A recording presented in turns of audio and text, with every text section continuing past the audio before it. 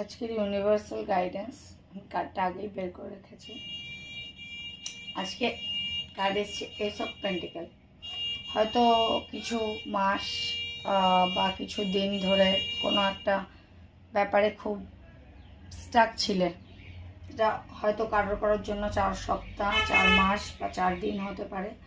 কোনো একটা ব্যাপার নিয়ে খুব স্টাক ছিলে, হয়তো ভগবানের ওপর ছেড়ে দিয়েছিলে।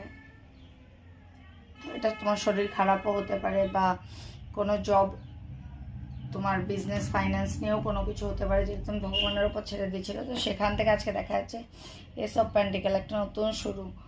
তো ইউনিভার্স এটাই বলছে যে এগিয়ে যাও, তুমি সফল হবে। তো খুব ভালো কার্ড, খুব পজিটিভ কার্ড এসছে। এনার্জিকে ক্লেম করো। আর যেই যে এই ভিডিওটা তো অনেকজনে দেখছে, তো যেই দিকে যাচ্ছ সেটার জন্যই ইয়েস। যদি হেলথ ইস্যুস থেকে থাকে তাহলে আজকে ইমপ্রুভ হবে, আজকে একটা ভালো নিজেকে ফিট পাবে। যদি এটা কোনো রিলেশনশিপের ক্ষেত্রে হয় তাহলে ডেফিনেটলি বলবো যে রিলেশনশিপটা নতুন করে শুরু হবে, তোমাকে এগোনোর জন্য বলা হচ্ছে।